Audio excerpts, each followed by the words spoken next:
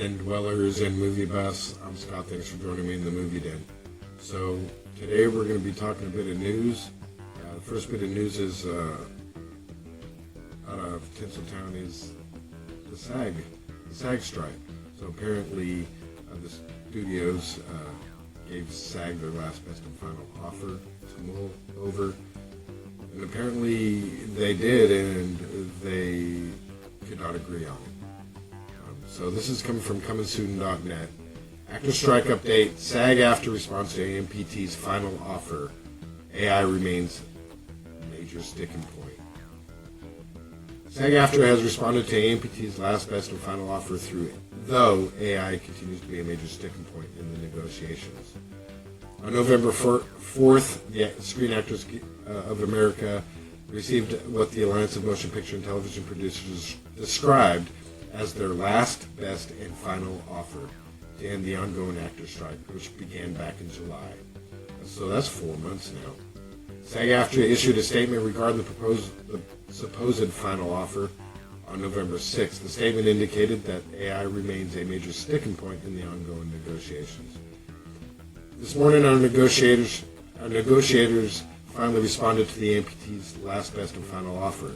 The statement read, "Please know every member of our TV theatrical negotiation committee is determined to secure the right deal and thereby bring the strike to an end responsibly. There are several essential items on which we still do not have an agreement, including AI. We will keep you informed as the events unfold." So it seems that this AI is one of the biggest holdups in this negotiation. What the producers need to do is just forget about the AI bullshit. Agree upon everything else. Because if they don't, we're already going to have a slim slate next year as far as filming streaming is concerned. So let's get this contract signed and revisit it in 3 years. That gives you 3 years to figure out what you guys kind of want to do, for this AI thing. But right now, we just need to forget about this AI bullshit, and just keep going. AI was never a problem in the past. If people want to use AI for this, that, and the other, the writers, they got what they wanted out of the deal where, it could be used as a tool, but not to write the script, and the writers getting full credit for it. So that's what we need to do. Because if they don't do something like this week, because they're going to lock it up Friday for the Veterans Day. So I expect to hear some news by Thursday, because they're meeting today, and hopefully they can kind of iron this out. And it's just too long now. I mean, it's time to get back to work. People are needing money. People need to get back to work. It's a lot more people are affected than just the actors in the studios. I mean, you got makeup artists, you got set designers, you got cinematographers, you got all your key grips, your low-level positions. Everybody needs to get back to work. It's not just the actors of the studios, but Hollywood's going to be bleeding money. They already are, losing billions. Guarantee it. So, next topic is Zack Snyder has got Rebel Moon coming out on Netflix this December. It's actually two parts. And he has come out and said that he's got an 800-year timeline mapped out. And built this world. And originally, I believe he went to Lucasfilm with a script for Star Wars. Of course, they turned him down, so he went off and kind of rewrote it and molded it more to something he wanted to do. Now, this is supposedly his Star Wars epic. So, this article comes from Total Film. Excuse me there, guys. Zack Snyder has taken his world building to another level for his new movie, Rebel Moon. The spacefaring fantasy epic split into 2 parts on Netflix will now consist of an animated series, an animated comic book, a narrative podcast, all set prior to the events of the film. So it's kind of like a prequel kind of deal there. He says, "I'm the gatekeeper for what's possible, and I'm the only one who knows where the whole story is going. I have mapped it all the way." he went on to say, we're doing a narrative podcast, an animated comic book, and an animated series. They all take place before the events of the movie, so you can start to understand the vastness of the mythology that we've been working on.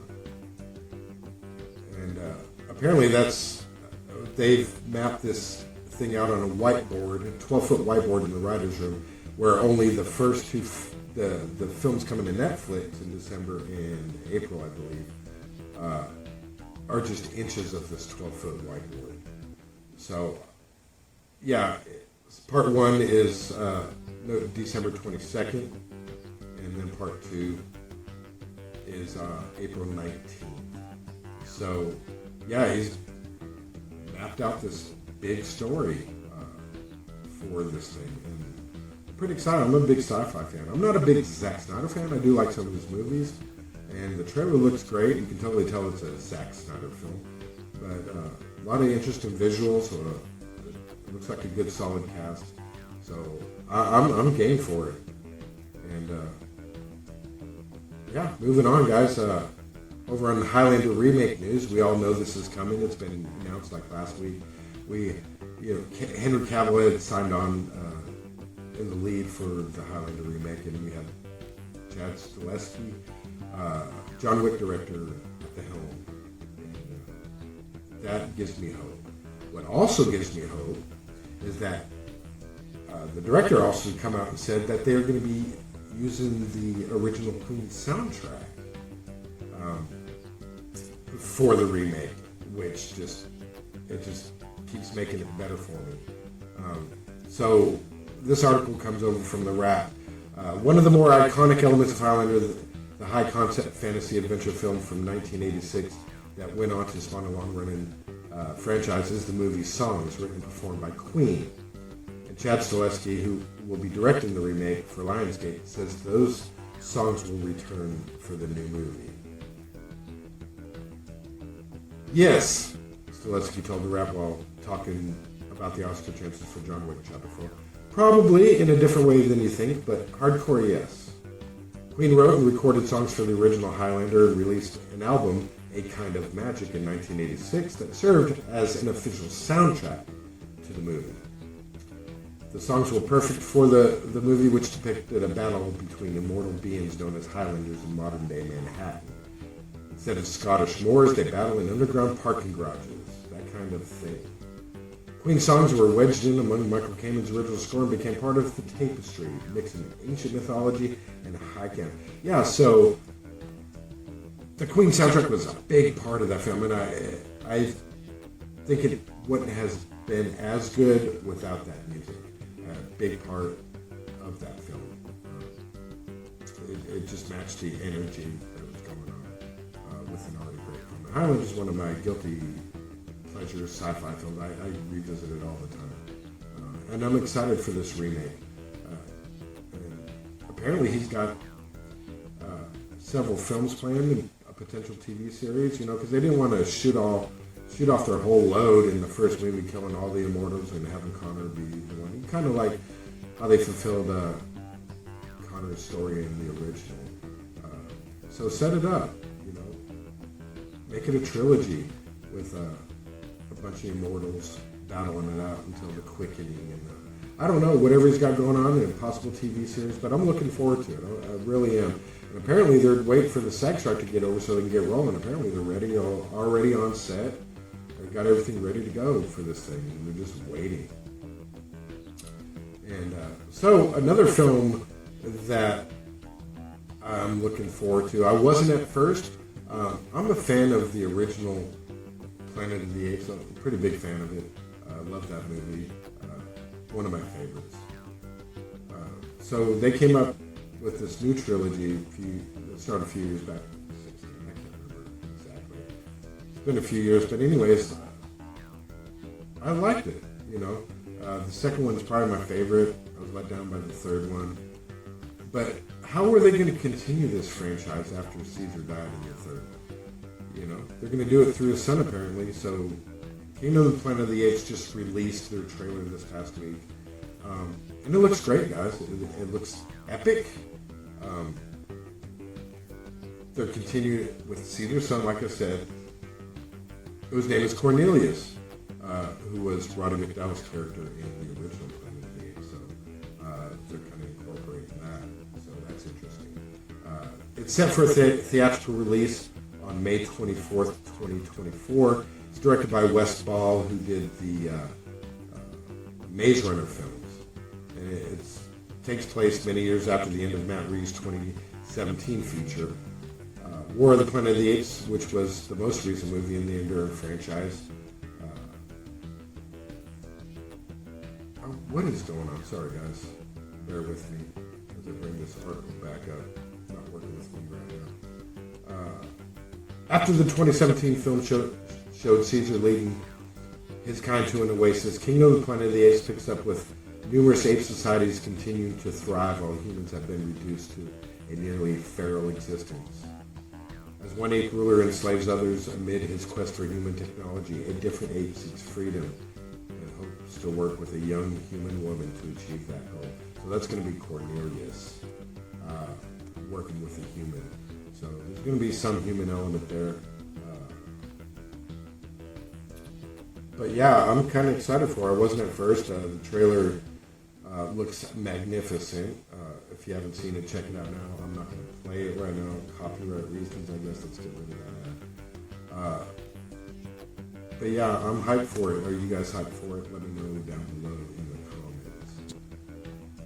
So yeah, moving on. So Salem's Lot.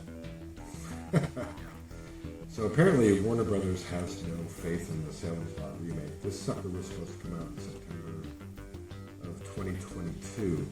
Well, after a poor test screening, apparently, they pulled it from the slate. And, well, they didn't pull it, they just moved it to this year. But this year, it kind of disappeared suddenly from the slate itself. Well, it looks like that Warner Brothers has decided that they were going to dump it on Max next year. The studio is looking to jettison its horror film Salem's Lot to Max, sources say. Warner Brothers developed it for a theatrical rollout, but after sitting on the shelf for a year, the Gary Doberman-directed Stephen King adaptation is poised to make its debut on the Warner Brothers Discovery streaming platform. A source with knowledge of the back and forth says the movie is not a reflection of the company's quality, of the film's quality, but is due to the fact that the ongoing Sag Strike has created a growing need for Max content. So they're kind of masking how terrible this movie probably is, blaming it on SAG, and that they have no content coming next year, so they're going to be dumping stuff on Max. And apparently Salem's Lot is one of the victims. I liked the original Salem's Lot. It was slow, boring at times, but overall, I liked it for what it was. I was kind of looking forward to this, but I don't know now. I'm not as curious about it anymore. Will I check it out? Yes, I will check it out, because that's just what I do. I'm not a big fan. A hit and miss with remakes. We're going to have to see how this one goes. Yeah, so not good news for Salem's Lot. So, yeah. What do you guys think? You guys looking forward to Salem's Lot at all? How about Kingdom of the Planet of the Apes? That's something you're going to be checking out. How about the Highlander 2 remake? You excited now that Queen's soundtrack, which is a big part of the original, are you excited for it more now? What are your thoughts on the Sag Strike? Let me know down in the comments below. Guys, thank you for bearing with me through this news today. Like I said, I've been feeling a little under the weather, so my energy is kind of low, but I've been trying to get this thing out for 2 days. Yesterday I had technical issues.